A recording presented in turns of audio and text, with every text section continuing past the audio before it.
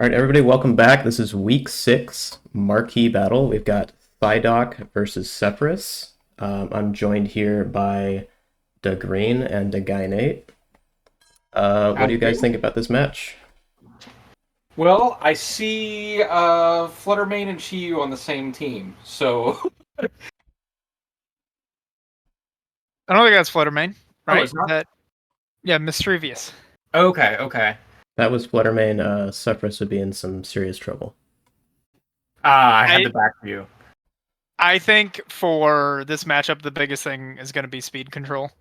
Absolutely. Colton is definitely not going to want a trick room, and Jack is definitely going to want a trick room.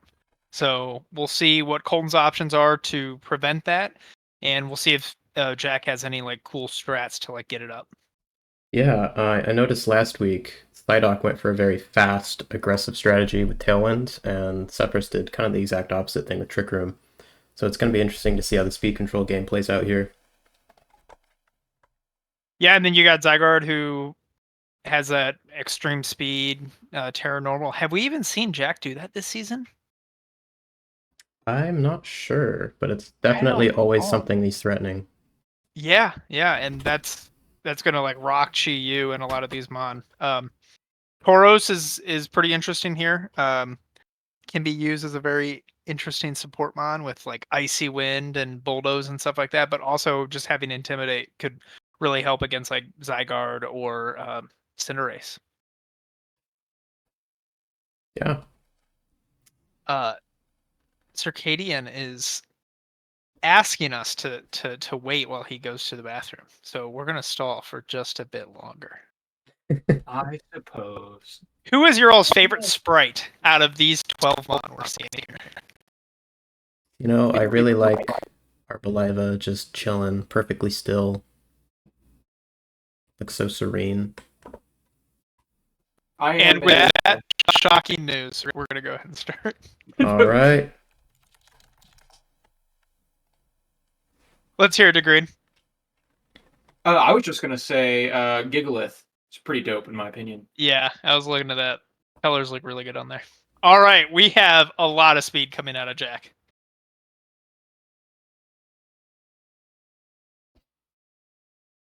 We have booster energy going up. Oh, wow. Quick turn going here. A Terra Ghost to prevent. Oh, a feint! What a massive. Oh, let's see if this. Holy shit. Holy. Holy. That's some big That's the energy turn right there one. from Colton. Just gone. And that's just what's beautiful about this league. That's the kind of stuff you're going to see. Turn one. Immediately into turn two. And there we see how Quick Guard is not faster than Florgis's ability. That makes it +3. And they're just not slowing down. Yeah, these are some fast players. Difficult to commentate. Both players have used their Terras. We'll see if this Cinderace has anything for Chi-Yu. I imagine it has something. Oh, sorry. Yeah, Comfey.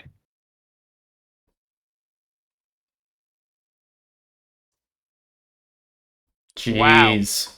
Yeah, terastallizing away from its fire type, making it very vulnerable to Chi-Yu there. Yeah, and a very free intimidate like bring in here.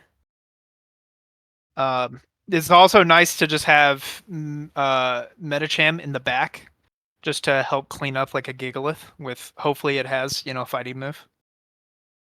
Yeah, I mean, Chi-Yu not looking very well positioned here. That Sandstorm increasing the special defense of the Gigalith. Also threatening a KO. Yeah, do you all know what's Chi-Yu's moveset look like? Does it have a pretty wide range or is it pretty limited? It has a few coverage moves, but to my knowledge, it doesn't have anything to hit Gigalith super effectively. Looks like we're just gonna heat wave everything. And we get a massive burn. Ooh. I'm Has curious, what do you all think the rock blast was there for? Into Poros and not Chi-Yu? I'd have to say he probably thought the Chiyu would protect there, but CyDoc not holding back, just going in with the heat wave immediately. Yeah. I'm surprised that Comfei did not go for a Trick Room there. Like, we saw a Draining Kiss. You would think that that'd be your win condition to get out. So Chi hasn't used anything other than a heat wave, so I'm wondering if it was choice locked there. My gosh! Yeah, this is looking like it's all she wrote for Cepherus here. Okay!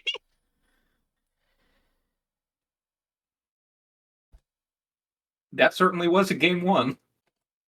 Yes, it was. A lot of rolls there for Colton. Well, that was very fast. Yeah. Very fast played game. I think this is like the biggest thing is like, Colton played his hand at the very beginning. It worked out. And now, he's got to find another way because we know that we're not going to see that coaching Zygarde thing again. No. Unless he might have a Terra for the Zygarde. And Jack showed his Terra Ghost. So now Colton knows, you can't fake that out on turn 1. Alright, so we've got the second game pulled up here. Green, if you're Jack, you just had a real rough like RNG fest right there. Do you keep your same lineup, or are you switching it up? So personally, I typically, if I'm going for a very specific set, kind of like that coaching on the Zygarde there, I feel like once I let that cat out of the bag, it's really hard to lead the same thing twice in a row. That being said, I don't know if CyDoc will do the same thing either way. So Cepherus might see the opportunity to give it a second try here. Especially, we do not know what he has for Terra on that Zygarde there. So that could completely change how that turn 1 went, game 1. Yeah, definitely a lot of mental games because, everything he could Terra the Zygarde and then protect and then try to do the same thing, and then CyDoc could fake out the Cinderace. But then, like, it's so hard to fake out the Cinderace knowing that It's Ghost, absolutely. there's Terra Ghost behind it.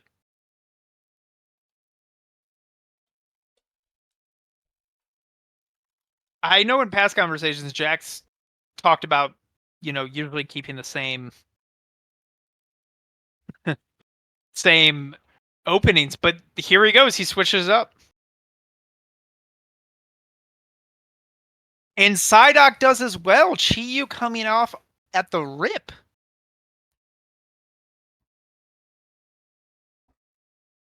Interesting. So, yeah, Chiyu's definitely threatened here by a ground move from the Zygarde, but it might Terra and just try to kill this Kofagrigus, which it absolutely could with the Dark Pulse. Yes, it definitely could. Yeah, all right, we're seeing our Terra normal. Oh, wow. Oh. Well, he got up the Trick Room. I did not expect it to take that. Room. Wow. I think right there, that's some Jack calcing some stuff out. Has to be. If not, it was very good luck. Okay, if someone's trying to correct my pronunciation, it's not helpful. I'm useless with that. The slab.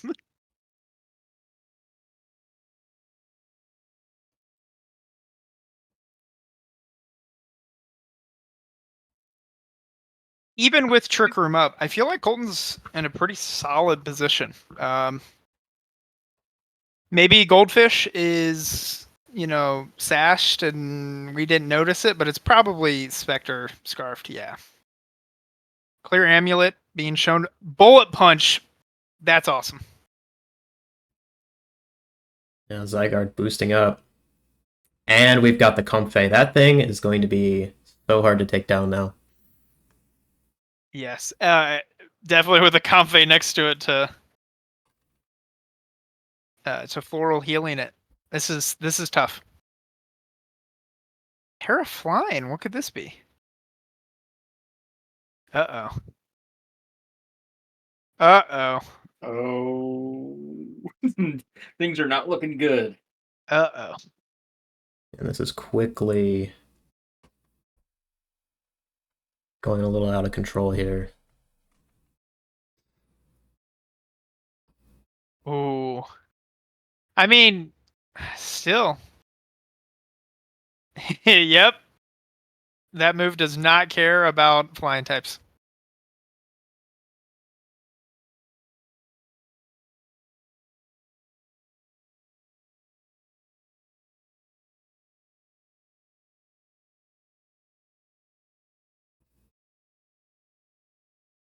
Still got one turn of Trick Room here. That's Wow. not going to do a whole lot.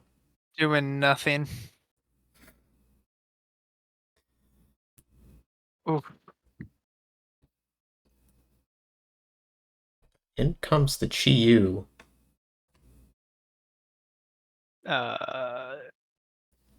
It's hard to imagine what CyDoc could pull here to bring this game back. Cepherus seems to have a pretty solid stance at this point. I mean, a heat wave could be interesting. Protect here. Wait. Crit? Burn? Again. And Flash cannon? Flash My cannon. All right. We've seen coil, 1,000 arrows, protect. It's got to be E-speed, right? It's not. Wait. Is he going for... Oh. I think this is going to kill. Yeah. Oh, Meow. my God. Just gone. Dr. Worm, tough right there.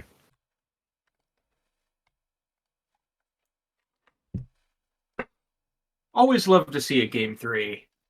Yeah, and with how those first two games went, it's kind of hard to imagine how this third one will go. Very commanding leads from both players.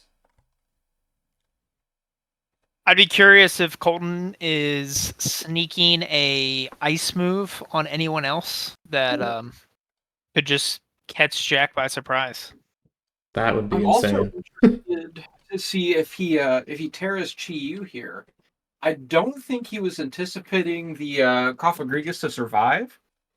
Yep. So he might have to commit a little harder to take that out turn 1.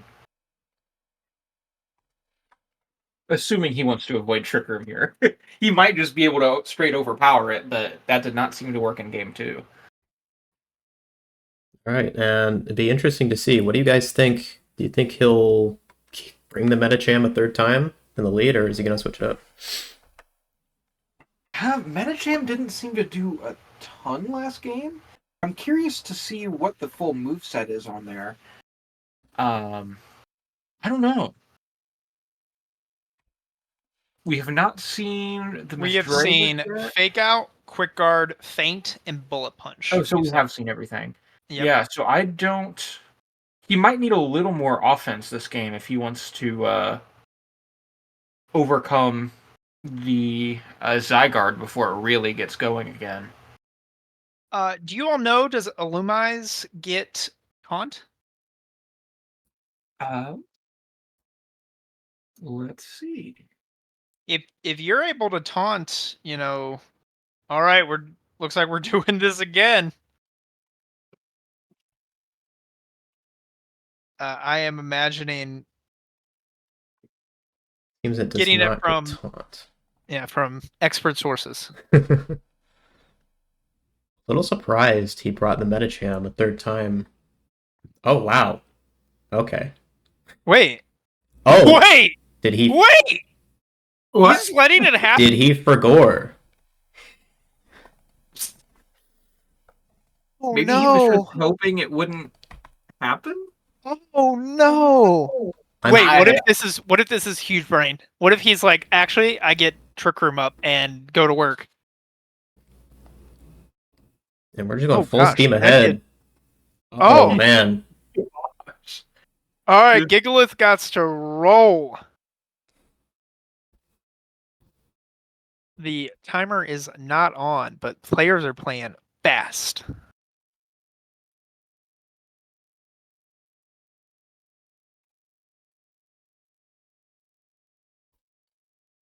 All right. Thinking Metachamp, Okay. yep.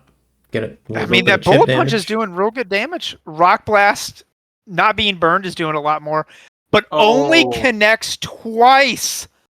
That hurts. Ooh. Yeah, getting a lot more chip on that Gigalith. And Intimidate coming in. That's pretty massive. Yeah, looking a little rough for Cepherus here, but still decently positioned in terms of just the amount of bulk he has on his side and the speed control. Looks like Colton does not have any protect or anything like that. I think that would have been real helpful right there. Weakness policy, Tauros! Oh gosh. Oh, the humanity. What? And what we know from earlier, Dark Pulse is gonna kill from here. But can it live a body press? Oh! Goes for the Tauros That and answers your question. resists the pulse. Is he choiced? Oh, I think he is!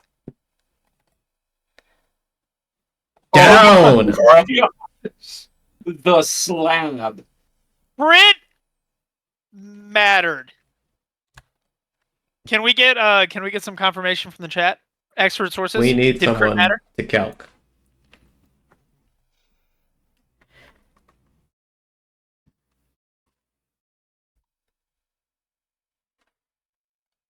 I gotta say, the slab has to be the MVP here for Cepherus. Got the Trick Room up game 2. Pulled his weight game 3.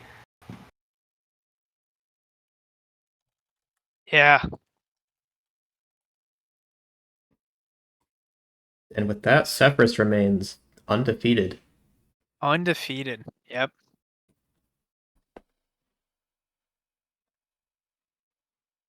We're getting some confirmation that crit probably did not matter.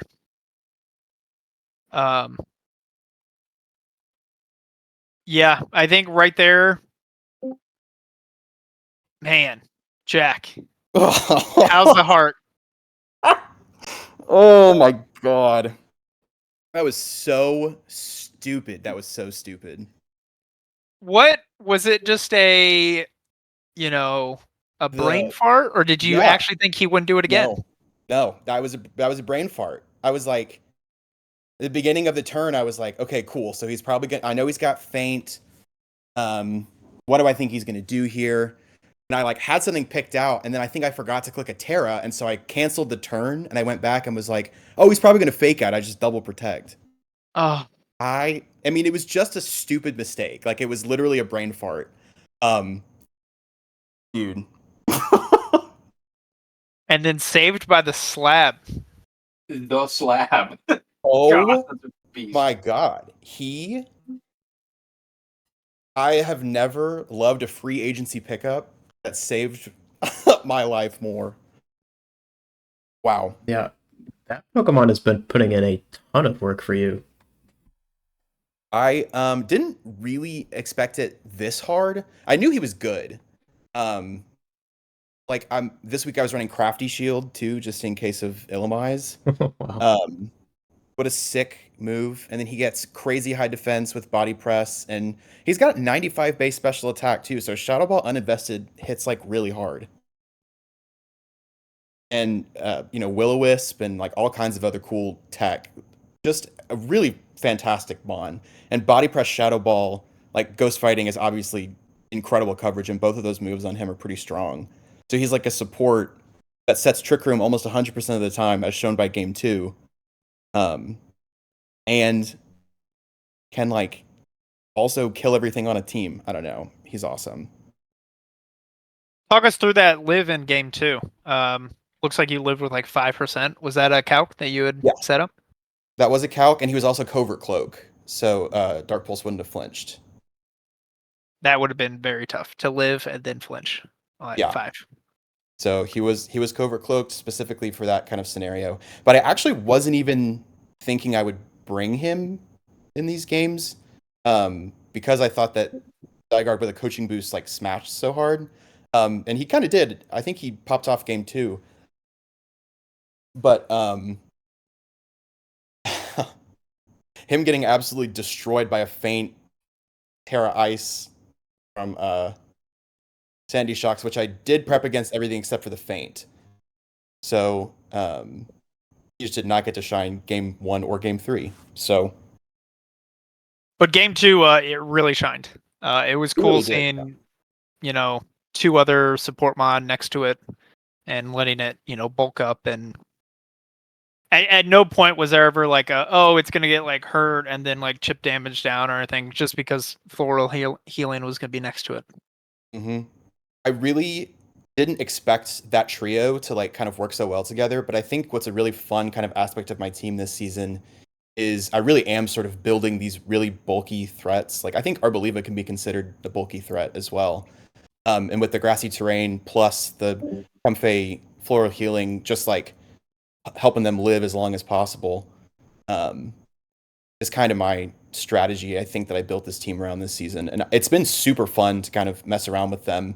And what's so great about all these bulky Pokemon is that a lot of times, maybe not in this match, but they can sort of recover from like a surprise Terra situation. I guess maybe it did work because I don't think I should have probably got out of game 1 or game 3. Or I didn't get out of game 1, but I certainly should have gotten out of game 3. And leaving Cinderace in favor of Cofagrigus just let me eke that out. Yeah, I know that's a concern with me sometimes, having like multiple bond that are seemingly more support. But like you were doing massive damage with the Draining Kiss onto Metacham, and then the Slab was doing really big damage as well. Mm-hmm. Yeah, that Comfey had a bunch of special attack investment to. If he hadn't run bulky Metacham, it would have 2-hit KO'd. And if he had run Quaquaval full offense, then it also would have 2-hit KO'd. So, and she was still living a decent amount. The Bullet Punch Iron Head combo was probably a little bit too much for her, but. Yeah, shown in game 3, at least for me, the weakness policy Tauros was very surprising. That shock you some? Yeah, it definitely did. I was like, so my thought process in that last game was I know he's got Chi, or I had to hope he had Chi in the back. If he had if he had Misdreavus, I guess I had Shadow Ball, so it wouldn't have been that big of an issue. But I thought I know this is a Scarf Chi, so I know I can take it out in Trick Room, and I won't even have to Terra probably. Then I saw the weakness policy proc on the Tauros, and I was like, okay, well, I gotta hope that thing doesn't have Protect, because I'm going after that dude instead.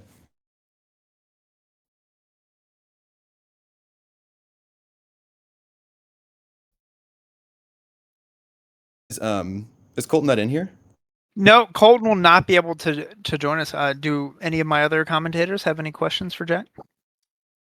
Yeah, I want to know what you were thinking right after game 1, especially just with how quickly everything went. I mean, not much time for either of you to really think. And then game 2 was just blitzed by as well. So what was your thought process? And probably this is a good example of what I should be working on. My active thought process these days is I do tend to play very quickly. I try and assess situations really fast so that I don't have time to like overthink myself. And obviously that leads to me making some stupid mistakes, as proven by this set. So I think game 1, I understood. Well, and I think commentating has actually helped too, because it's fun to watch games live and actively try and make decisions with the players. And so yesterday, or whenever it was that Goose and I commentated, we were talking a lot about adjustments between games for Nate. You know, he was like, he got bopped game 2 by something that he didn't have an answer for. He wasn't faster than it. So after game 1, I understood Cinderace, for this feint situation, gets blown up too quickly. So I need to probably have a little bit more bulk. I'd like to be in Trick Room, and also I need to preserve my Terra for Zygarde. So those 3 key things that I thought about after game 1 led to my decision to leave him on the bench and instead take Cepherus game 2 and 3, just because I felt like he could live a little bit more. He could probably be more useful, as in more damage, and more utility, and could hopefully help me survive a little bit longer in order to take everything out. Because that's a lot of the times what I run into with Gigalith too. I think it's such a good Pokemon, but it does not have the longevity that Zygarde has, and so it kind of has to be in Trick Room to really work out, I feel like.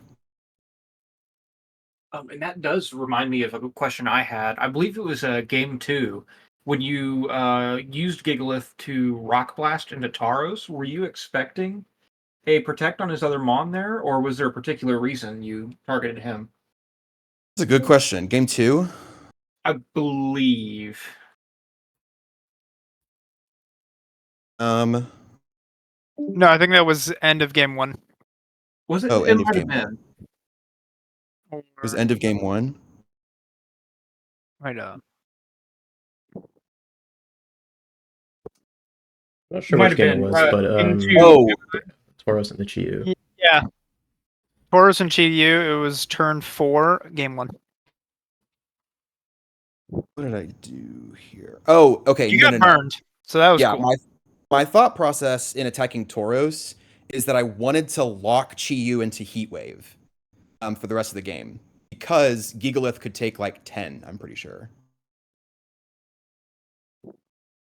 So I think, yeah, my thought process there was, if he can swap to reset, he can switch to Dark Pulse instead, and that's going to kill me like 8 times quicker. But if I can take this Tauros out this turn, then Chi-Yu is locked into Heat Wave, and Comfy can hopefully keep him healthy long enough so that he can take out the other Mon and then take out Chi-Yu as well. And then the burn hit, and that really, just Yeah, that destroyed burn was rough to see for sure. I think I probably would have lost that game anyway, without a Trick Room setter, but it was probably my main out, was to lock Chi-Yu into Heat Wave. All right. Any closing thoughts, anybody? Definitely some intense games for Oh, yeah. sure. Super I know, well man, played. Y'all play fast. Yeah, it was quick. I'm saying, man. I think it gets made worse when I'm losing. So when I lost game 1, I needed to get to the second game really quickly and play it very quickly as well. I probably need to break that habit though. So Always room for improvement, man. All right. Well, I think that'll just about do it for this week. Thanks everybody for tuning in, and we'll see you all next week.